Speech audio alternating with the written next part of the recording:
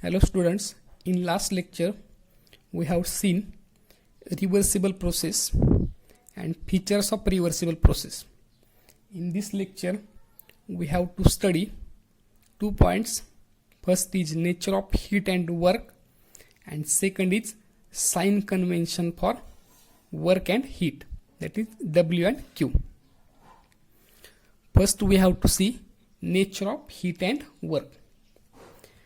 There are two ways of changing the energy of closed system: by transfer of energy as work and by transfer of energy as heat.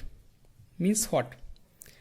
The system can changes their energy by two ways.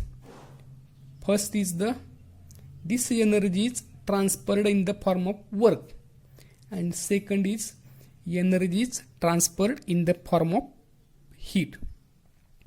कुठलीही system दोन प्रकारे energy exchange करते किंवा change करते.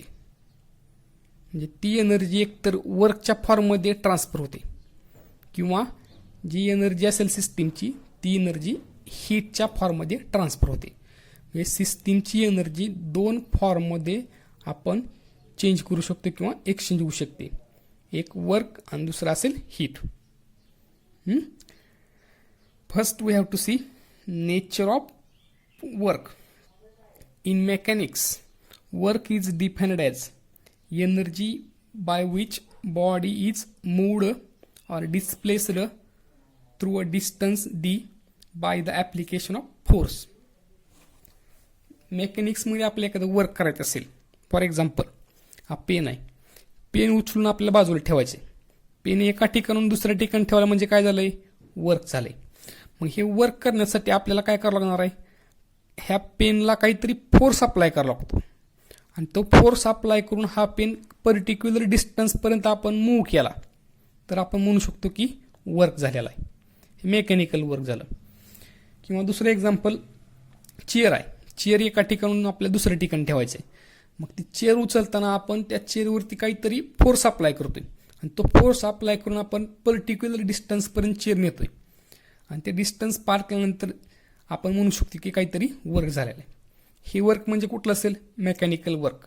मग आता work करण्यासाठी काय करायला लागलं आपल्याला? फोर्स आणि displacement. Therefore work is equal to force in to displacement. This one is the mechanical work. But in thermodynamics this work is not ignored. In thermodynamics works involved is pressure volume or PV type of work. That is, work is done when the system means gas. Work is done when the system, that is gas, expands or contracts against the external opposing force. म्हणजे आपण ते example पुढे बघणार आहोत की सिलेंडरमध्ये gas घेतलाय, त्या गॅसचं एक्सपान्शन झालं किंवा कॉम्प्रेशन झालं तर आपण म्हणू शकतो की या ठिकाणी काय झालंय? वर्क झालंय. किंवा वर्क म्हणजे काय असेल? Work is the one of means by which system can exchange energy with the surrounding. म्हणजे सिस्टीमनं जर एनर्जी सराउंडिंग सोबत एक्सचेंज केली तर आपण म्हणू शकतो की वर्क झालेला आहे. म्हणजे मेकॅनिकल वर्क वेगळं आणि थर्मोडायनॅमिक्सचं वर्क वेगळं. थर्मोडायनॅमिक्समध्ये कुठलं वर्क आहे? Pressure volume type of work आहे. म्हणजे गॅसचं एक्सपान्शन झालेलं आहे किंवा गॅसचं कॉम्प्रेशन झालं आहे, त्या वर्कला आपण काय म्हणू शकतो की thermodynamical work. Pressure volume work. Pressure volume वर्कमध्ये it can be seen that the product of pressure and volume is equal to work. म्हणजे आपल्याला आता बघायचं की वरती जे आपण मेकॅनिक्समध्ये म्हणलंय work is equal to force in to डिस्प्लेसमेंट, तर डब्ल्यू इज इक्वल टू काय येणार आहे? पी इन टू व्ही. लास्टला येते. It can be seen that the product of pressure and volume is equal to work. Pressure is defined as force per unit area. Pressure is equal to F upon A.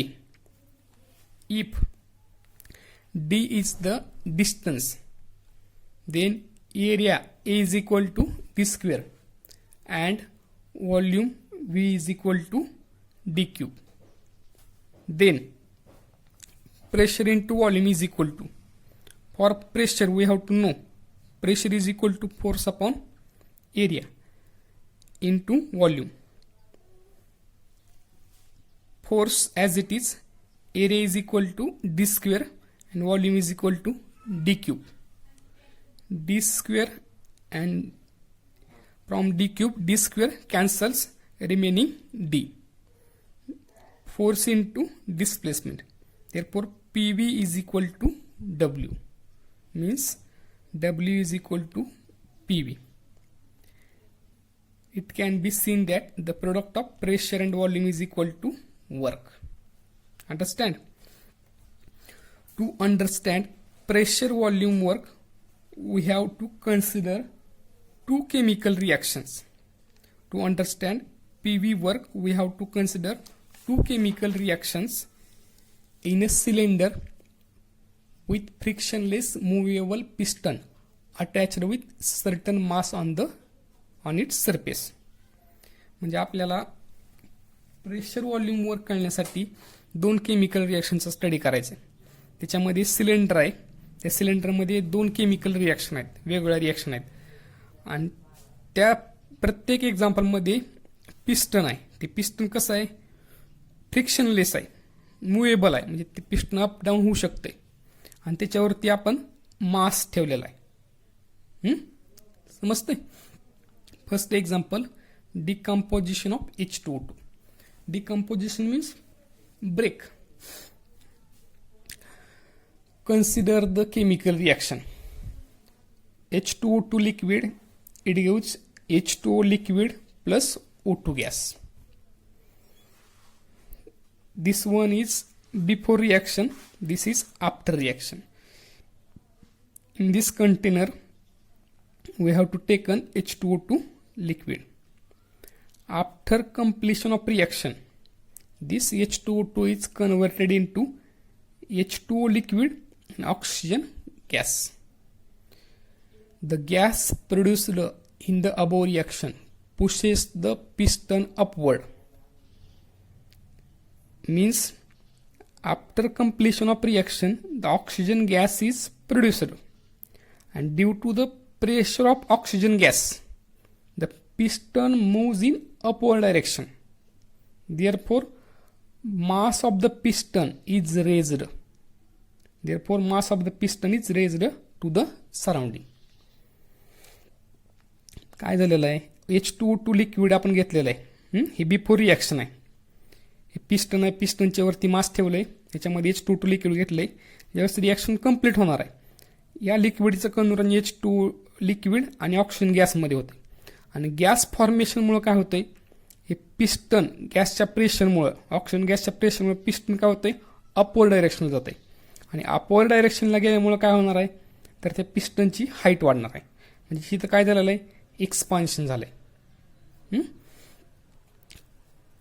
Next point, in lifting of the mass, in lifting of the mass lift करायचं आहे. In lifting of the mass, system loses the energy to the surrounding or it performs the work on the surrounding. म्हणजे हे मास ज्यावेळेस वरती जाणार आहे, हे मास वरती कसं जाईल, तर गॅस मॉलिक्यूल तयार होते, ऑक्सिजन गॅस, आणि त्या ऑक्सिजन गॅसची एनर्जी ते मास वरती ढकलण्यासाठी वापरली जाते. म्हणजे थोडक्यात काय होतं, इथं सिस्टीम काय करते, सराउंडिंग वरती वर्क करते. समजते? म्हणजे याच्यावरती मास ठेवले पिस्टनवरती, ते मास आपोआप वर जाणार नाही. ज्यावेळेस ऑक्सिजन गॅस तयार होईल आणि त्या गॅस मॉलिक्युलची जी एनर्जी असेल, ती एनर्जी पिस्टनला वरच्या बाजूला ढकलते. त्याच्यामुळे पिस्टन वरती जाते आणि पिस्टन वरती जाते, ह्याचाच अर्थ काय होते, वर्क होते. कोण वर्क करते, system works on the surrounding. Understand? And last point, if no heat transfer occurs, loss of energy by the system is equal to work done by the system on the surrounding. मग अशा आपण म्हणलो होतं की सिस्टीमची energy दोन प्रकारे exchange होऊ शकते, एक तर हीटच्या फॉर्ममध्ये किंवा वर्कच्या फॉर्ममध्ये. जर ह्या रिॲक्शनमध्ये हीट ट्रान्सफर झाली नाही तर जेवढी काय सिस्टीमची एनर्जी आहे ती पूर्ण एनर्जी कशामध्ये कन्वर्ट होईल, वर्कमध्ये. समजते ना, परत एकदा बोलतोय. सिस्टीमची एनर्जी दोन प्रकारे चेंज होऊ शकते, एक तर ती हीटच्या फॉर्ममध्ये किंवा वर्कच्या फॉर्ममध्ये. जर सिस्टीमची एनर्जी हीटच्या फॉर्ममध्ये ट्रान्सफर झाली नाही किंवा ह्या रिॲक्शनमध्ये हीट ट्रान्सफर झाली नाही तर जेवढी काय एनर्जी आहे ती कशासाठी वापरली जाईल, वर्क करण्यासाठी. आले लक्षात. मग काय म्हणलंय, if no heat transfer occurs the loss of energy by the system is equal to the work done by the system on the surrounding, and this is PV expansion or it is called as expansion, work of expansion. म्हणजे ह्या ठिकाणी काय झालंय, expansion झालंय, piston वरच्या बाजूला गेलेलं आहे. Understand. Second example, reaction between ammonia gas and HCl gas. Second example is reaction between ammonia gas and HCl gas. Consider the reaction.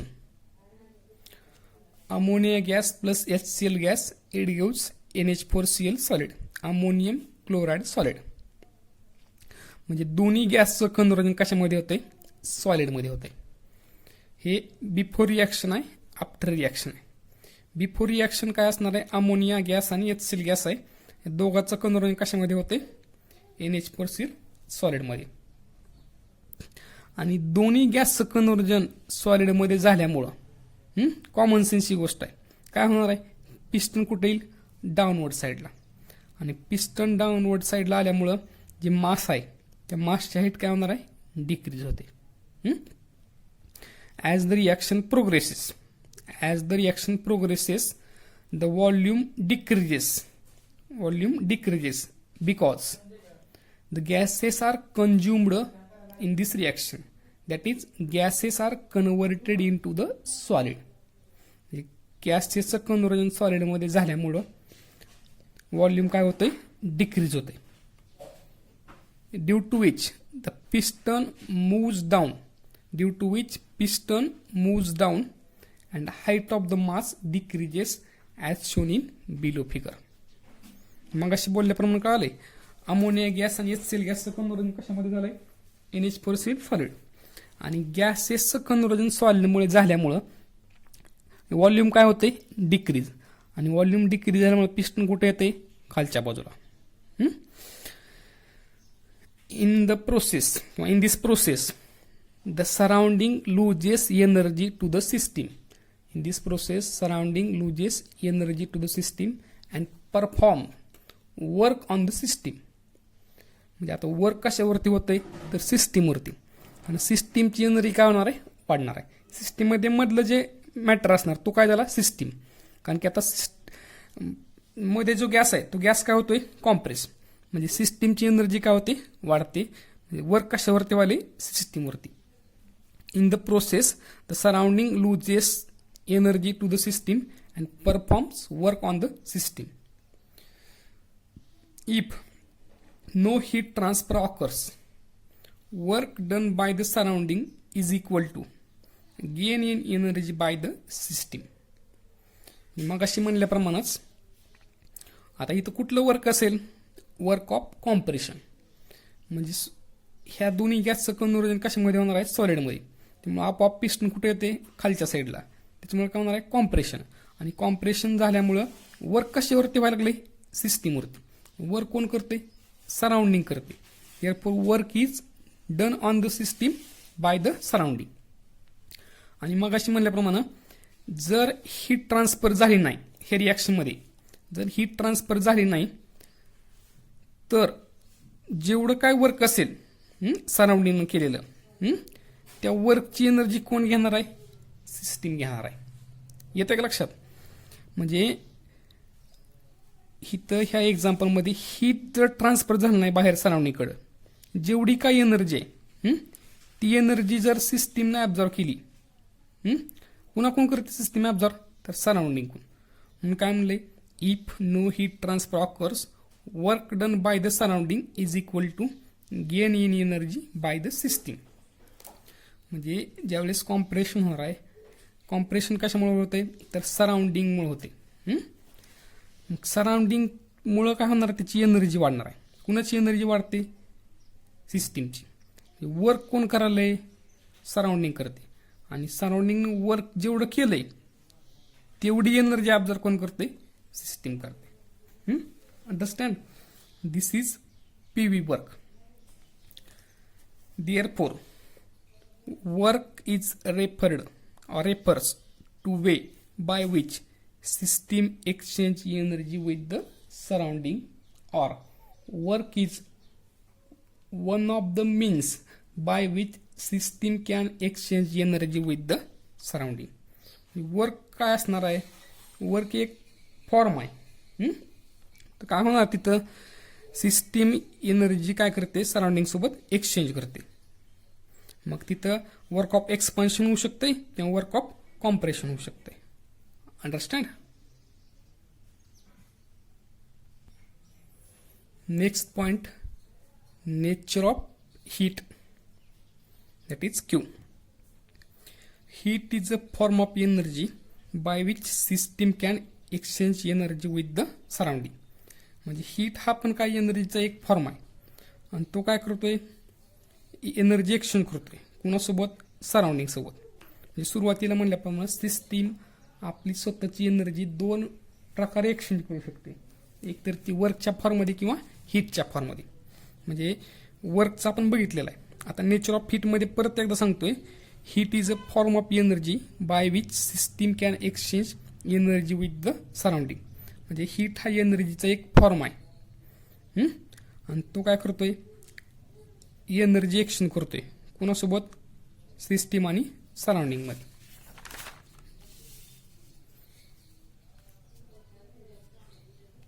Wien the system and its surrounding when the system and its surrounding are at different temperatures. When system and surrounding are at different temperatures, heat either flows in or out of the system. हे करण्यासाठी आपण एक example बघूया. तर त्या पॉईंटमध्ये काय सांगितलेलं आहे, ज्यावेळेस सिस्टीम आणि सराउंडिंगमध्ये दोघांचं टेम्परेचर डिफरंट असेल त्यावेळेस काय होणार आहे, एक तर जी हीट एनर्जी आहे ती सिस्टीमकडे जाईल किंवा सराउंडिंगकडे येणार आहे. त्यासाठी एक्झाम्पल तुम्हाला, तर एक्झाम्पल असं आहे, this is water bath, this is system आणि बीकरमध्ये आपल्याला रिॲक्शन परफॉर्म करायचे.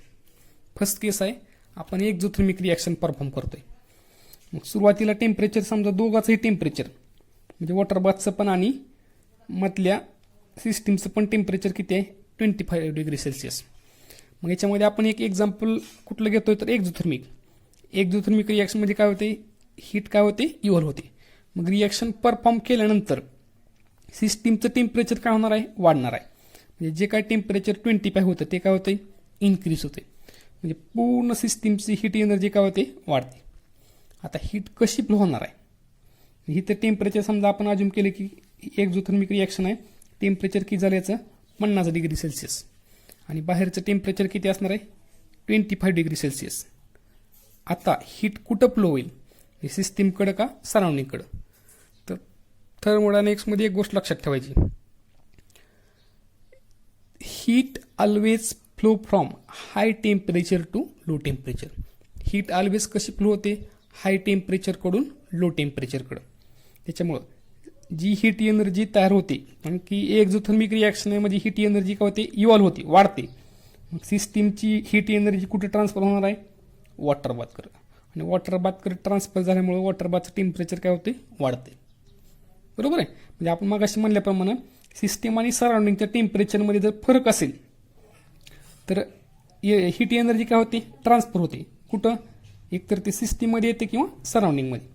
इथं काय झालेलं आहे, हीट एनर्जी सिस्टीम कुठं आलेले, सराउंडिंगकडे. हे फर्स्ट एक्झाम्पल. आणि second example, endothermic reaction. Endothermic रिॲक्शनमध्ये काय होते, हीट ॲब्झॉर्ब केली जाते. म्हणजे ह्याच्यामध्ये आपण एंडोथर्मिक रिॲक्शन परफॉर्म केली आणि एंडोथर्मिक रिॲक्शनमध्ये हीट एनर्जी काय होते ॲब्झॉर्ब होते, म्हणजे ह्याची हीट एनर्जी काय होणार आहे कमी होती. सुरुवातीला दोघांची टेम्परेचर काय 25, दोघांचं म्हणजे सिस्टीमचं 25 आणि वॉटर बाथचं पण काय 25 आहे. ज्यावेळेस एंडोथर्मिक रिॲक्शन होणार आहे ह्याचं टेम्परेचर काय होते डिक्रीज, मग ते आपण अजून केले काय होते 10 डिग्री सेल्सिअसपर्यंत काय होणार आहे डिक्रीज होणार आहे. एंडोथर्मिक रिॲक्शन हीट ॲब्झॉर्ब होती. आता त्याच्यामुळे काय होणार आहे सिस्टीमचं टेम्परेचर 10 डिग्री सेल्सिअस आणि सराउंडिंगचं 25.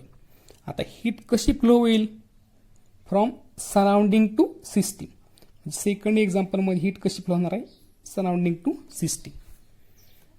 कळालंय आता. When the system and its surrounding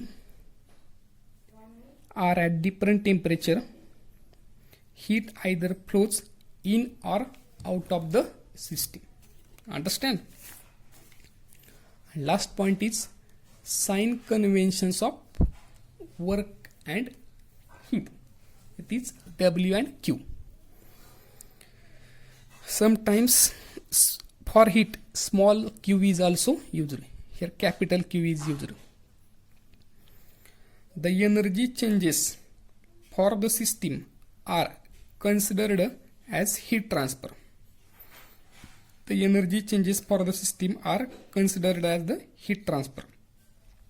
म्हणजे जो काही एनर्जी चेंज आहे सिस्टीमचा तो कशा प्रकारे कन्सिडर केला आहे हीट ट्रान्सफर मध्ये कन्सिडर केला आहे. The energy enters the system from the surrounding as positive value.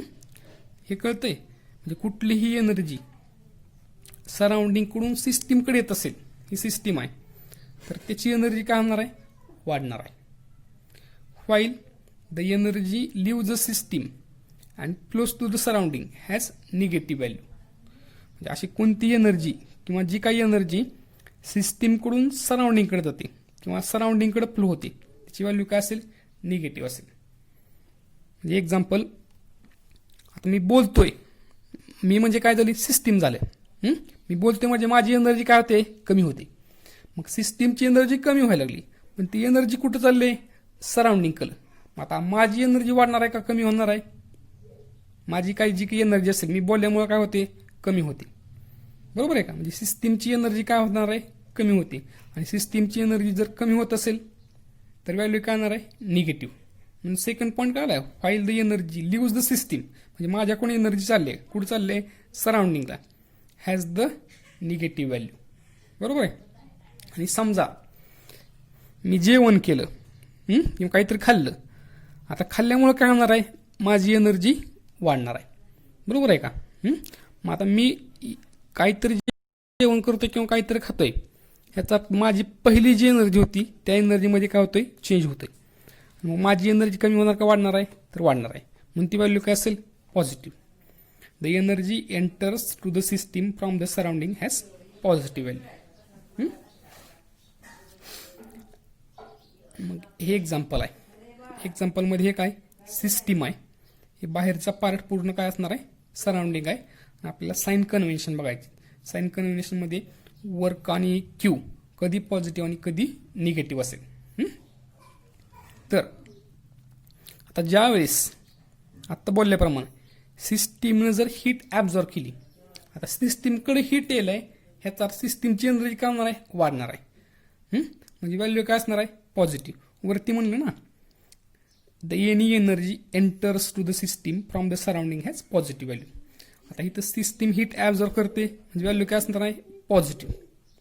आणि सिस्टीमकडून जर हीट रिलीज होत असेल हीट सिस्टीमकडून बाहेर पडायला जर हीट रिलीज होत असेल तर सिस्टीमची एनर्जी काय होणार आहे कमी होते म्हणून व्हॅल्यू काय ते निगेटिव्ह. प्लस क्यू कधी असणार आहे heat is absorb by the system from the surrounding. Heat is absorb by the system from the surrounding तर positive. Minus Q heat is released from the system to the surrounding. म्हणजे system जर सराउंडिंगला heat release करत असेल तर तिथं क्यूची value काय असेल निगेटिव्ह. आणि प्लस डब्ल्यू आणि मायनस डब्ल्यू. प्लस डब्ल्यू कधी असेल work is done on the system bye the surrounding. म्हणजे सिस्टीमच्या वरती जर वर्क होत असेल तर व्हॅल्यू काय असणार आहे, पॉझिटिव्ह असणार आहे. म्हणजे मगाशीचे 2 एक्झाम्पल बघितलेले ते आपण एक्झाम्पल कन्सिडर करू शकतो. कोणतं एक्झाम्पल आहे,